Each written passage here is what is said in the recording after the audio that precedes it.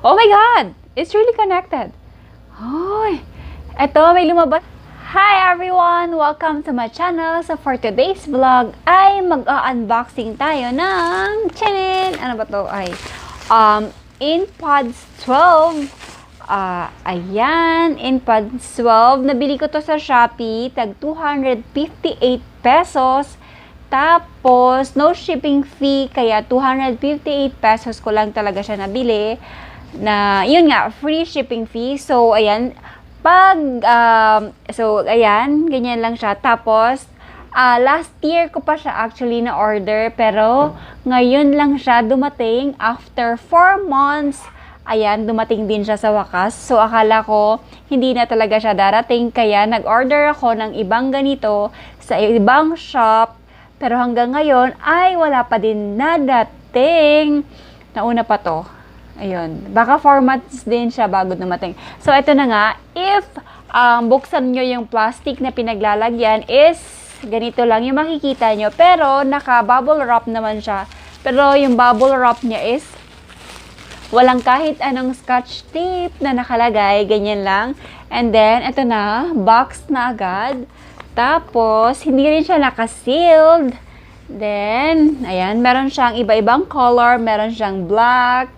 Meron siyang blue, meron siyang gray, and ang meron ako ngayon ay, ayan, so pag binuksan mo, merong card dito. Card na walang nakasulat. Feeling ko, nilagay ito ng seller na napagbilhan ko kasi feeling niya siguro is ibibigay ko to for Christmas gift. Pero hindi nga nakaabot nung Christmas. Kaya, ayan, wala rin naman akong pagbibigyan nito kasi para talaga sa akin to. So, ayan, pag inopen mo nga siya, ganyan na. Yung mismong inPods na yung makikita mo. And then, maya na natin doon yun. Tapos, ayan. And then, pwede siyang tanggalin. Meron siya ditong cord para sa charger niya. Uy, katulad din ng airpods and then ng iPhone phone nyo, yung charger niya. Ayan, kita nyo ba? Kita ba? Sorry, hindi ako magaling sa unboxing. And then, ayan. Meron nga siyang iba-ibang kulay. Hindi lang color black, hindi lang color gray. Meron din siyang color blue. Nakikita niyo ba? Color blue, color yellow, color peach ata to. Then color green. Gusto ko sana ng color green. Pero 'di ba yung mga original na AirPods is color white. So, I've decided to order the white one na lang. Ayan, para hindi masyado nagkakalayo, di ba? So, ayan na nga. So, ayan, ito ang inPods itself. Meron ditong pindutan. Pipindutin natin.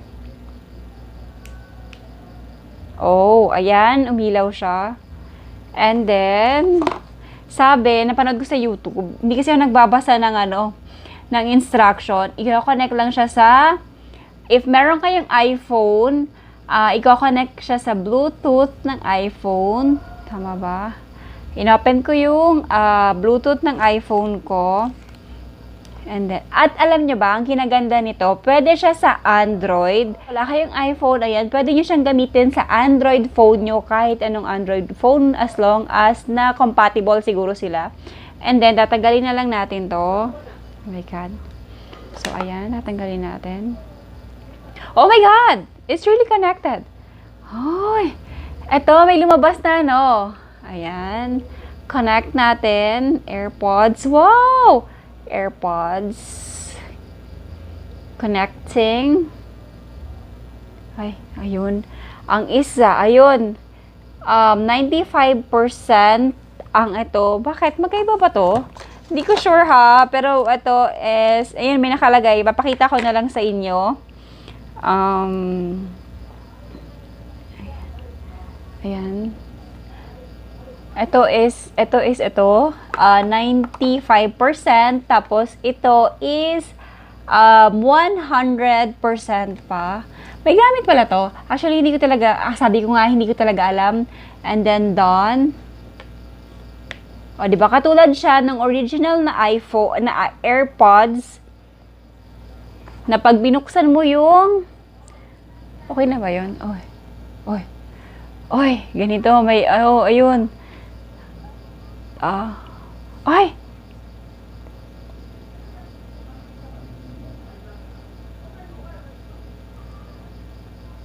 Paano ba to?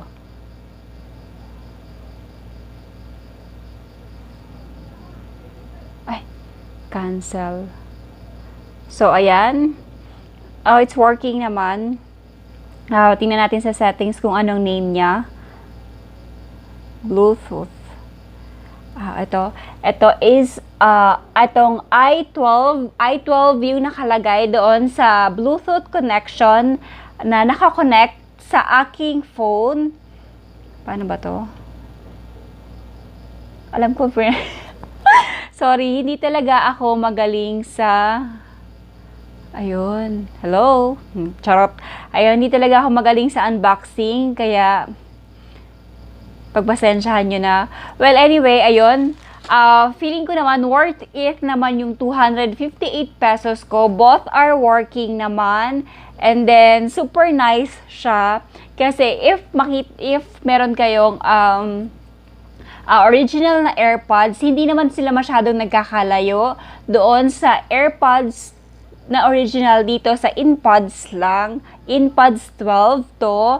Ayun nga, nabili ko siya sa Shopee, 258 pesos. So, okay na din. Ayan. Actually, pangalawang order ko na nga to, sabi ko nga sa inyo. Kasi, ang tagal niya dumating. So, nasubukan naman natin yung charger niya kung gagana. Pwede ba siya? Teka lang. Manood tayo ng Rafi Tulfo in action. Yun talaga yung pinapanood ko. Manood tayo ng Rafi Tulfo in action para malaman natin kung nagana talaga siya. Alam niyo, hindi siya, meron kasi akong nakita na masyadong malaki na ganito, pero hindi siya inPods. Ito, feeling ko okay lang siya sa aking tenga. Fit siya, which is hindi siya yung OA sa laki, ganon. Ayan, ganyan siya. Oh, it's so nice. Wala akong internet connection. Nakakainis naman.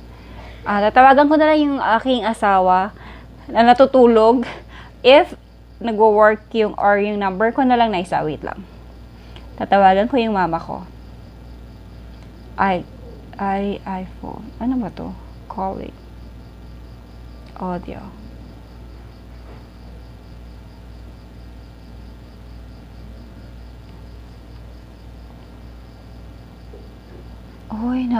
Ay, ang galing. Ano talaga siya? Pag pinipindot ko siya, nabababa siya ng kusa. Ay, anyway. What's that? Kung ano na lang ginagpipindot. So, ayun na nga. So far, okay naman siya. Working naman pareho. So nice. Alam niyo, nagustuhan ko siya. Pero alam niyo, mas maganda feeling ko talaga yung color green. Alam niyo kasi, sobrang addict talaga ako sa color green. So, ayan. Etong color white is, na lang, parang, okay, sige na lang. But anyway, may nabibili na ito sa Shopee din. Dapat pala bumili na lang din ako. Meron nabibili na case ba tawag nun? Sa Shopee din. Parang mura lang talaga. So, ayan, kung gusto nyong palitan, kung ayaw nyo ng color white, syempre medyo madumihin. Katulad sa akin na hindi ako masyadong, maingat sa gamit. Hindi talaga sa akin pwede ang color white. So, bibilhan ko siya ng case na any kind, any color para naman yung, hindi siya masyadong madumihan. Ang nice niya, perfect, okay siya sa 258 pesos. Worth it naman, ganon. Medyo matagal lang talaga siguro dumating. Meron ako nakita na ganito na nabibili sa sa mga mobile phone store, ganon. Tama ba tawag nun? Which, ang mahal-mahal, naabot na ng 500 pesos to parang nakita ko 738 pesos. So, parang, hala, ayoko, ang mahal niya. Pero sa Shopee, doon ka na lang sa Shopee, tag 258 pesos lang. So, perfect siya. Tapos, makikita nyo naman, diba, sa shop, yung mga ratings, review, ayun, mag-base na lang kayo doon sa mga reviews ng mga nakabili para hindi kayo ma-scam or whatsoever, ganyan. Meron kasing iba, diba, na sa picture maganda, tapos pag dumating na sa'yo, wala na, ang pangit na, 'di ba? So, ako talaga, nagbe-base talaga ako sa reviews ng mga tao na nabili doon sa seller. May mga tanong pa kung paano i-set up to, or ganun. Actually, hindi talaga ako magaling sa unboxing or even sa pag-set up nito. Tinuruan na lang ako ng anak ko kung paano siya i-connect. And then, meron naman siyang manual. Ayan, nakasulat siya sa green, nakasulat din naman siya sa English.